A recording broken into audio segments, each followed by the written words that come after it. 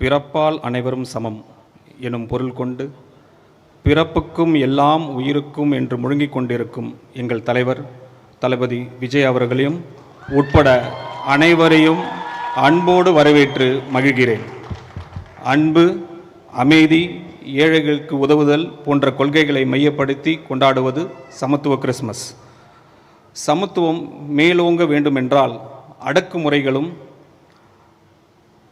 அடுக்குமுறைகளும் அநியாயங்களும் களையப்பட வேண்டும் என்கிறார் தேவன். அதனால்தான் காலம் காலமாக சமத்துவ கிறிஸ்மஸ் கொண்டாடுகிறோம். இதைதான் தமிழக வெற்றிக் கழகம் விரும்புகிறது. இயேசுநாதரின் பொன்மொழிகள் நிறைய இருக்கு. அதில் 2 மட்டும் இப்போ சொல்ல விரும்புகிறேன். பொறுமையாக இருந்தால் சக்தி கூடும். பொறுமையாக இருந்தால் சக்தி கூடும். உங்கள் சக்தியை சேகரித்து கொள்ளுங்கள். முக்கியமான கட்டத்தில் தலைவர் ஏன் பொறுமையாக இருந்தார் என இப்போ உங்களுக்கு புரியும் நினைக்கிறேன். மற்றொன்று, ஒரு மலையை பார்த்து அப்படியே பெயர்ந்து கடலில் விடு என்று நம்பிக்கையோடு சொன்னால் அப்படியே நடக்கும்னு சொன்னார் இயேசுநாதர். நம்பிக்கையோடு நாம் செய்ய வேண்டியதை செய்வோம். நாம் நினைத்தது நிச்சயம் நடக்கும். அன்பு, இரக்கம், மன்னிப்பு ஆகியவற்றுக்கு எதிராக, குறிப்பாக சமத்துவத்துக்கு எதிராக பரிசேயர்கள் மக்களை வழிநடத்தி கொண்டிருந்தார்கள்.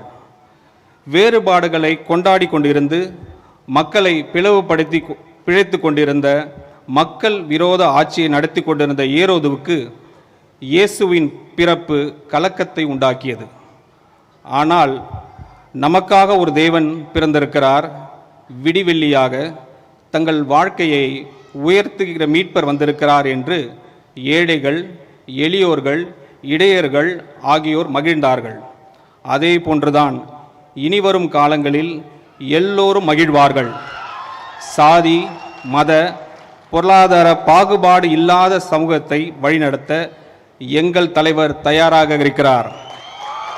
எல்லோருக்காகவும் எப்போதும் நாங்கள் இருக்கிறோம். வேறுபாடு பார்க்காமல் வேறு இன பறவைக்கு அடைக்கலம் தரும் பறவைகளைப் போல ஒரு தாய் மக்களாய் எல்லோரும் ஒரே கூட்டுக்குள் வாழும் காலம் வெகு தொலைவில் இல்லை. யாரும் மறக்க வேண்டாம் இந்த சொல்லை. மத நல்லிணக்கம் செழிக்கட்டும். நாளை வரலாறு நம் பெயரை சொல்லட்டும். இனி வரும் காலங்களில் தமிழக வெற்றிக் கழகமே வெல்லட்டும். God bless you. Peace to all. நன்றி, வணக்கம். தேங்க்யூ. வெற்றி தலைவர் அவர்களுக்கு அன்பு சகோதரர் இயேசு கிறிஸ்து அவதரித்த அந்த காட்சியை தத்ரூபமான ஒரு பரிசாக அவர் கைகளில் தருகிறார். அன்பு பிறக்கட்டும், அகிம்சை வளரட்டும்.